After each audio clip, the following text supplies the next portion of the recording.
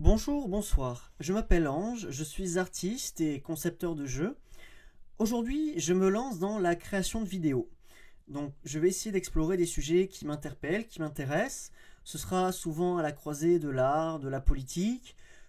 En général, je vais essayer de rester quand même autour de ma pratique artistique et ou de mes engagements. D'acheter les couleurs, de te mettre au labeur. Pour inaugurer ce format, j'ai choisi un sujet en apparence léger, mais plus fascinant et plus complexe qu'il n'y paraît. L'Eurovision. Ce concours, avec ses performances spectaculaires et ses volontés fédératrices, est en réalité bien plus que cela. Depuis sa création en 1956, l'Eurovision est devenue l'un des événements culturels les plus suivis au monde, avec une audience annuelle qui dépasse les 160 millions de spectateurs. Chaque année, des dizaines de pays, ils seront 38 en 2025, y envoient des artistes pour représenter leurs couleurs, avec des budgets de production qui atteignent parfois des sommets. Ce n'est pas qu'un concours, c'est une véritable vitrine internationale au croisement de la musique et de la diplomatie. L'Eurovision aime pourtant afficher une neutralité politique, se présentant comme une célébration de l'unité et de la diversité culturelle. Mais peut-on vraiment parler d'un concours apolitique, quand les alliances régionales influencent les votes, quand les performances s'imprègnent de messages sociaux, ou quand certains pays voient dans leur participation un acte de soft power? En vérité, l'Eurovision, à bien des égards, et je vais le répéter souvent dans la vidéo, n'est rien d'autre qu'un espace profondément politique. Bien, merci à tous les interprètes d'avoir si brillamment défendu la chanson de leur pays, car ne l'oublions pas, le concours Eurovision est avant tout un concours de chansons. Dans cette vidéo, je vais revenir sur les origines de ce concours et sur l'ambition politique qui l'a vu naître. Pourquoi l'Eurovision a-t-il été créé? Dans quel contexte historique s'inscrit-il et comment a-t-il évolué en parallèle des transformations de l'Europe? L'Eurovision n'est pas seulement un spectacle musical, c'est un miroir des rapports de force, des valeurs culturelles et des idéaux collectifs qui ont traversé notre continent. Alors embarquez avec moi dans cette exploration de ce que l'Eurovision reflète de l'état de l'Europe et du monde.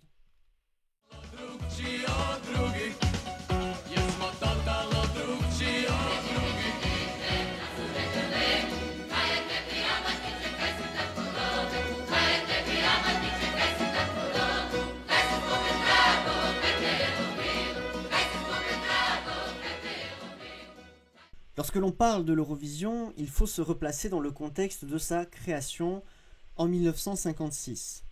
L'Europe sort à peine de la Seconde Guerre mondiale, un conflit qui a laissé le continent dévasté, fracturé et traumatisé. Dans ce climat, l'idée d'unir les nations autour de projets communs commence à émerger, portée par des initiatives comme la création du Conseil de l'Europe en 1949 et bien sûr la Communauté européenne du charbon et de l'acier, précurseur de l'Union européenne.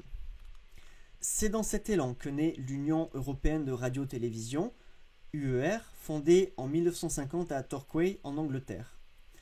L'UER regroupe des diffuseurs publics de différents pays européens, avec pour mission de promouvoir la collaboration à travers les nouvelles technologies de communication, notamment la télévision qui commence à s'imposer comme un média de masse.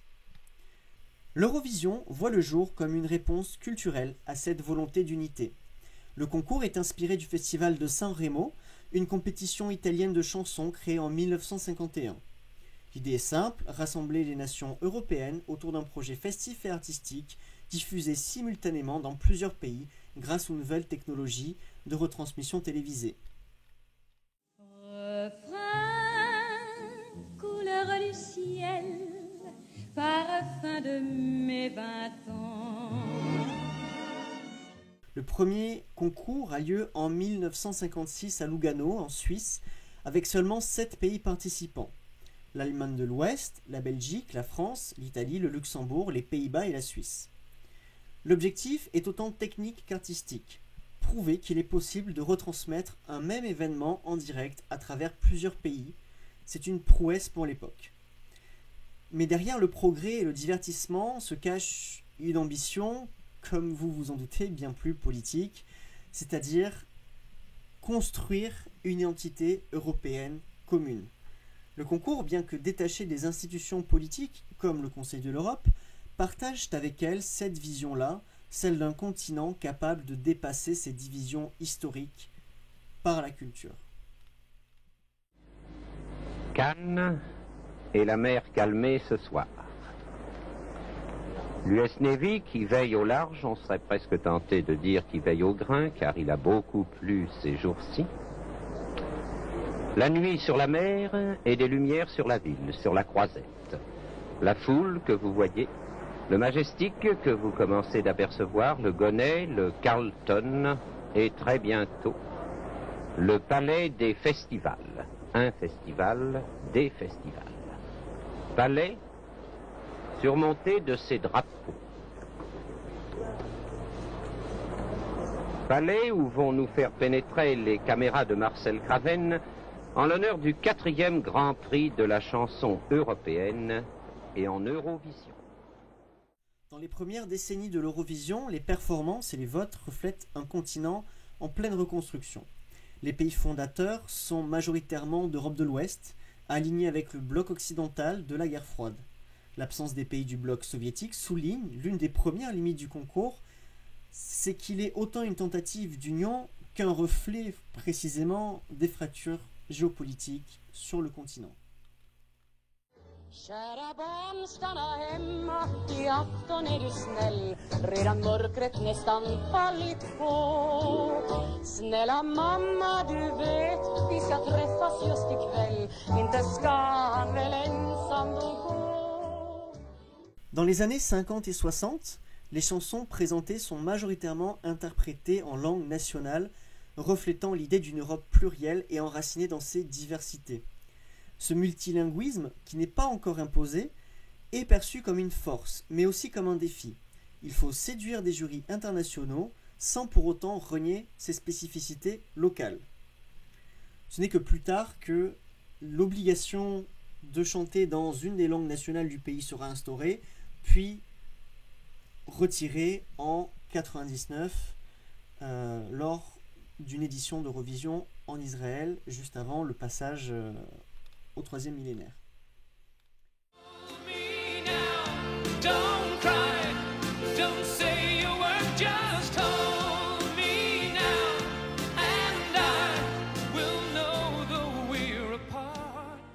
Derrière cet aspect festif, l'Eurovision joue donc un rôle stratégique pour ses participants.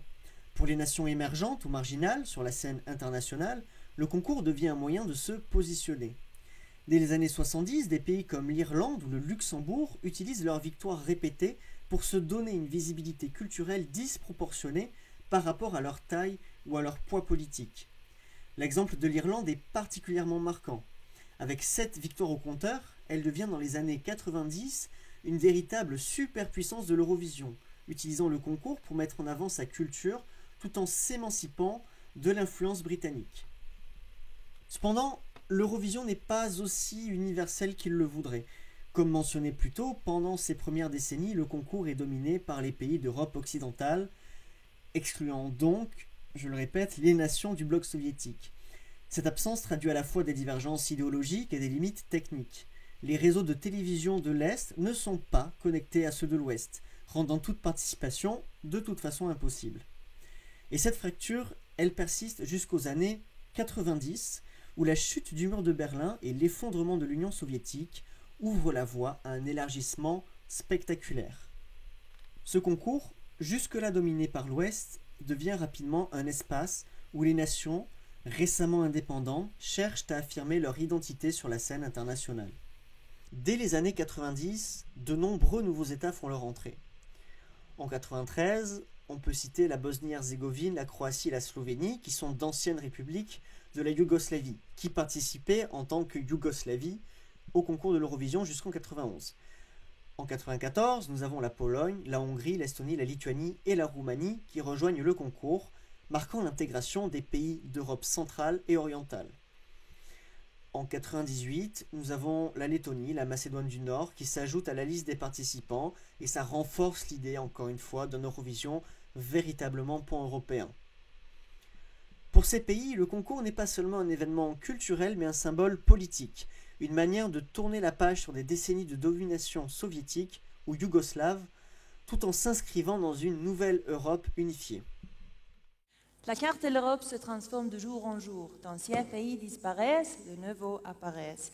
Et quand l'Est n'est plus l'Est, que l'Ouest n'est plus l'Ouest, les conditions se réunissent pour un espace européen encore plus vaste. C'est ce que nous célébrons aujourd'hui, 9 mai, le jour de l'Europe. Mais l'arrivée de ces nouveaux pays bouleverse la dynamique du concours. Les nations de l'Est, longtemps absentes, investissent massivement dans leur participation, voyant dans l'Eurovision une opportunité unique de faire connaître leur culture, de renforcer leur image et parfois même d'attirer des investissements étrangers. L'exemple de l'Estonie est particulièrement emblématique. En 2001, Tallinn devient la première ville d'un ancien pays soviétique à accueillir l'Eurovision après la victoire de Tanel Padar et Dave Benton avec Everybody en 2001. Cet événement est présenté comme un symbole de réussite pour une Estonie tournée vers l'Ouest après son indépendance en 1991.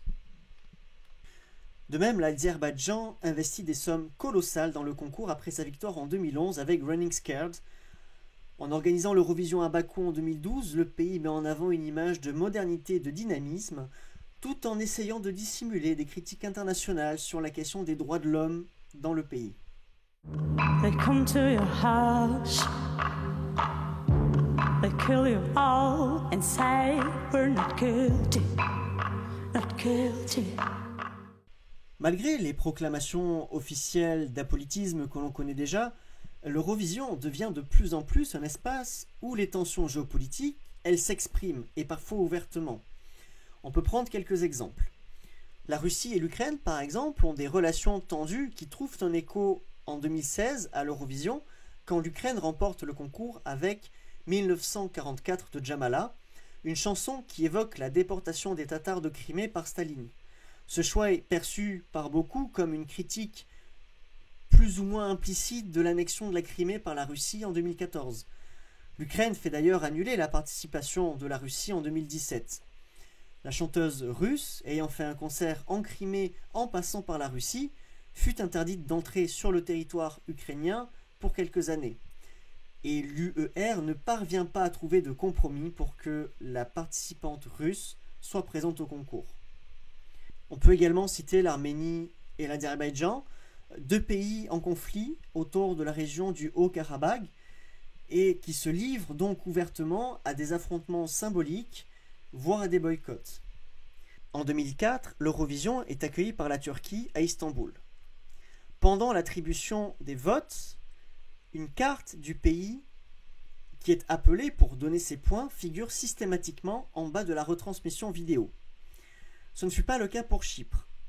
Pour ne pas créer de controverses sur la reconnaissance de certains territoires sur l'île, ils ont préféré ne pas montrer de carte. Enfin, la participation depuis 1973 de l'État d'Israël mériterait une vidéo en soi, et d'ailleurs elle est en préparation, tant sa simple présence est une source inépuisable de controverses tout au long de l'histoire de l'Eurovision. Les enjeux sont à la fois trop graves et trop sérieux, mais aussi tellement ancrés dans l'actualité que je souhaite ne pas trop développer cet aspect-là pour le moment. Russie, 8 points. Ukraine got 10 points. L'Ukraine, 10 points. And finally, 12 points go to Armenia. L'Arménie, 12 points. Aussi, l'élargissement de l'Eurovision accentue un phénomène qui était déjà observable auparavant, c'est les votes de blocs régionaux. Les pays scandinaves, par exemple, ont tendance à s'échanger des points. Les Balkans et les anciens pays soviétiques forment également des blocs solidaires. Et puis la Grèce donne souvent ses 12 points à Chypre, et réciproquement. Ces alliances, bien qu'elles reflètent des proximités culturelles et historiques, sont quand même souvent critiquées pour biaiser les résultats du concours au détriment de l'universalité et des valeurs qu'il prétend incarner. Malgré ces contradictions et ses limites, l'Eurovision continue quand même un peu de remplir cette fonction unique qui lui a été attribuée, celle de refléter les ambitions et parfois les espoirs d'un continent en perpétuelle transformation et en quête d'unité et de fraternité. Avec ses dizaines de participants et son public international, le concours aimerait être un espace inclusif et universel. Pourtant, plusieurs pays éligibles choisissent de ne pas y prendre part, ou de s'en retirer après une participation éphémère. Ces absences sont rarement anodines et traduisent des réalités politiques, culturelles ou économiques.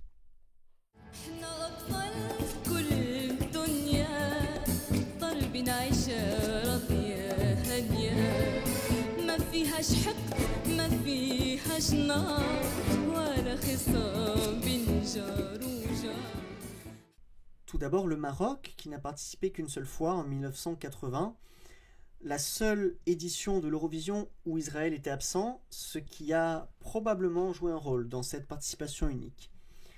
Le Maroc s'est ensuite retiré définitivement, officiellement pour des raisons de coût, mais aussi parce que l'Eurovision ne correspondait pas à ses priorités culturelles. On peut également évoquer la Tunisie et l'Égypte, qui sont deux pays membres associés ou actifs de l'UER et qui auraient techniquement le droit de participer. Cependant, ils ne l'ont jamais fait, sans doute en raison de leur volonté d'éviter tout rapprochement symbolique avec Israël, qui est présent depuis 1973. Le Liban, lui, en 2005, avait prévu de faire ses débuts à l'Eurovision. Cependant, le diffuseur libanais a refusé de retransmettre la chanson israélienne, ce qui va à l'encontre des règles du concours. En conséquence, le Liban a dû se retirer avant même sa première participation. Certains pays se retirent du concours de manière temporaire pour des raisons variées. La Turquie, présente depuis 2012, a critiqué le système de vote et la présence d'Israël, mais son retrait traduit aussi des tensions diplomatiques avec l'Europe.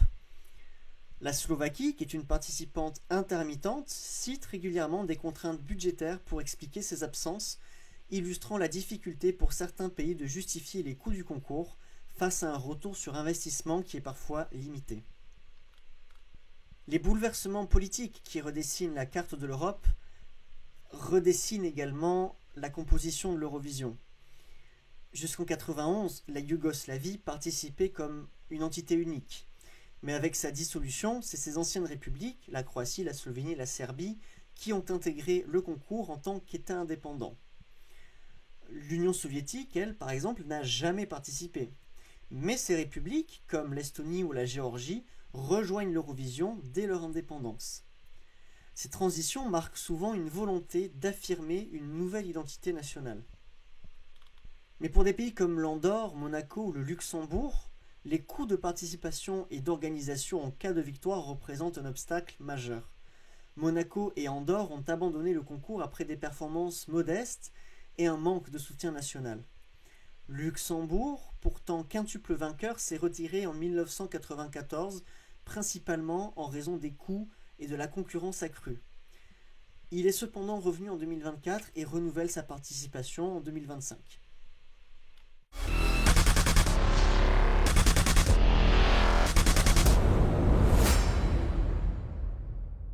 J'aimerais terminer par une ouverture, celle de la question d'un dépassement de l'Europe, d'un Eurovision international, peut-être mondial. Est-ce que l'Europe pourrait dépasser ses frontières européennes ? On sait qu'aujourd'hui, ce qui conditionne la participation à l'Eurovision, c'est la participation à l'UER. Mais est-ce qu'on pourrait imaginer étendre la participation au concours ? L'élargissement progressif du concours a permis à de nouveaux pays d'émerger sur la scène internationale et d'avoir un espace d'expression culturelle face parfois à la concurrence déloyale de l'hégémonie états-unienne, entre autres, en matière de divertissement. Même la puissance de l'influence des grands pays de l'Ouest européen sont régulièrement mises en échec face à la diversité et la richesse des pays européens, qui pourtant eux-mêmes ont contribué à mettre cette diversité de l'avant. Les victoires de la France et du Royaume-Uni, par exemple, sont maintenant de lointains souvenirs. Et il n'est pas rare que, malgré quelques années avec des scores honorables, les pays du Big Five soient à la traîne dans les classements de finale. Un Eurovision mondialisé serait une opportunité pour des pays d'Asie, d'Afrique ou encore d'Amérique latine de se mesurer aux grandes nations culturelles et de faire entendre leur voix. On pourrait citer des initiatives ou des tentatives qui existent déjà. L'Australie, participante depuis 2015, témoigne d'une ouverture au-delà de ses frontières géographiques de l'Europe. Des projets comme l'American Song Contest en 2022, un concours entre les États des États-Unis d'Amérique, ou l'Eurovision Asia, qui a été envisagé mais jamais encore réalisé, montrent qu'il y a un intérêt pour étendre ce format. Mais il y a tout de même des obstacles qui demeurent. Les rivalités géopolitiques, particulièrement marquées en Asie et au Moyen-Orient, compliquent la création d'un espace similaire ailleurs qu'en Europe. Dans un contexte mondial, à l'échelle des Jeux Olympiques par exemple, les raisons expliquant l'absence de certains pays éligibles déjà en Europe pourraient être partagées par d'autres pays dans le monde, dépendamment des pays participants et des tensions géopolitiques du moment. Je pense par exemple aux États-Unis d'Amérique qui, par leur impérialisme et leur implication dans des conflits internationaux, pourraient être une source facile de controverses. Je pense également à la Chine et certains de ces pays frontaliers. Quoi que l'on pense de ces conflits internationaux, l'impossibilité ou la difficulté de faire se retrouver certains pays dans un même concours traduisent la nature profondément politique du concours. Aussi, les pays de l'Europe de l'Ouest et l'Amérique du Nord voudraient nécessairement s'assurer au moins une place en finale. C'est déjà le cas pour 5 pays d'Europe de l'Ouest. La France, l'Allemagne, le Royaume-Uni, l'Italie et l'Espagne qui sont qualifiés d'office en finale. Parce que ces 5 pays sont les plus gros contributeurs financiers au concours et cela pose déjà un problème d'impartialité dans un concours qui prétend ne célébrer que la musique dans un contexte prétendument neutre. Dans les années 2000, les pays d'Europe de l'Ouest furent régulièrement contrariés par la place prise par les pays de l'Europe de l'Est et leurs victoires successives. Les vérifications des votes a posteriori ont cependant toujours conclu à une bonne tenue du concours et au respect des règles des votes et du décompte des points. Bonjour Maître, come se la bella nella plage comme un rêve Maria. Dis-le-moi, non? As-tu compris l'important de savoir le passé? Je ne sais, c'est-à-dire le verre de cœur, vas-y. Que retenir de tout ça? L'Eurovision se présente souvent comme un espace apolitique, une célébration de l'unité par la musique. Mais bien sûr, ce que l'on constate souvent, c'est que c'est un miroir des tensions, des ambitions et des contradictions de l'Europe et de notre monde. L'Eurovision, je l'ai dit, toute la vidéo, c'est un projet profondément politique. Même les éditions les plus festives n'échappent pas à ces enjeux. À part peut-être dans les années 80 qui furent relativement calmes, il est rare d'avoir une édition sans polémique, qu'elle concerne une performance, un vote ou la participation d'un pays. Quand les hôtes du concours ou l'UER elle-même nous rappellent que l'Eurovision n'est pas une tribune politique, en fait, ils se positionnent eux-mêmes en défenseurs de certaines valeurs qui sont véhiculées par le concours ou qu'ils prétendent véhiculer. Car en 2024, quand l'UER demande à Eden Golan de renommer sa chanson et de changer des paroles qui faisaient explicitement référence aux événements du 7 octobre 2023, il y a une certaine ambivalence.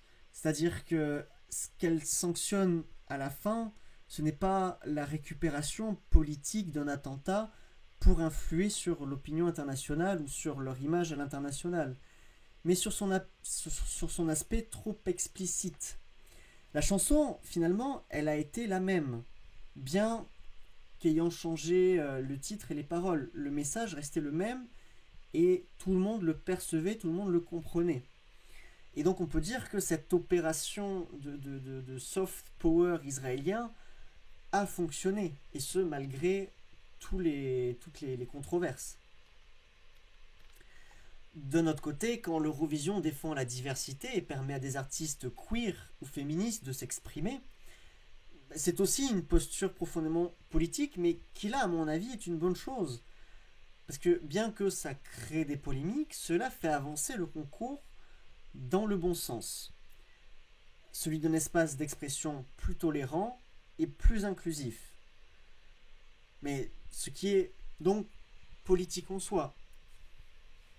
Et ce que craint l'UER, finalement, ce n'est pas les messages politiques, mais c'est les controverses qui pourraient entacher l'image qu'ils se construisent et les valeurs qu'elle prétend défendre. Do you have any words at all? I do. This night is dedicated to everyone who believes in a future of peace and freedom. You know who you are.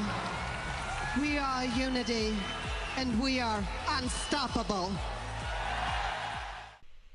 Et justement, dans les prochaines vidéos, j'aimerais m'intéresser un peu plus à ces controverses et à ces ambivalences qui marquent l'histoire de l'Eurovision. Comprendre ces moments, c'est aussi comprendre ce que le concours raconte de notre époque et de ses contradictions. L'Eurovision, malgré ses paradoxes, peut-être grâce à eux, ça reste un phénomène fascinant. C'est un espace intrinsèquement politique qui raconte l'histoire selon le prisme de la représentation culturelle des nations, du soft power et les tentatives d'unité européenne, les tentatives d'unité internationale, fraternelle européenne par le divertissement. Cela permet aussi à des pays de se positionner culturellement sur la scène internationale, parfois pour faire valoir son adhésion aux valeurs de l'Europe, aussi parfois pour tenter de faire valoir sa modernité et sa légitimité malgré des implications dans des conflits internationaux. Merci d'avoir suivi cette vidéo. Si elle vous a intéressé ou si elle a éveillé votre curiosité, n'hésitez pas à partager vos impressions, encore une fois, et puis restez à l'affût. C'est une première vidéo, c'est le début d'une série où on va continuer de parler d'Eurovision, mais pas que, on va aussi parler d'art, sans doute de politique un peu, essayer d'aborder différents angles. Je vais essayer, c'est ça, d'une manière assez libre. Je verrai un peu comme les sujets qui viennent au fil du temps et essayer de trouver un moyen aussi de les lier entre eux. Donc voilà, j'ai déjà plein d'idées à explorer. En commençant par suivre le cours pour poser des bonnes bases sur la question de l'Eurovision avant de partir ailleurs. Donc, n'hésitez pas à donner de la force en vous abonnant, puis moi je vous dis à très vite. Car ne l'oublions pas, le concours Eurovision est avant tout un concours de chansons.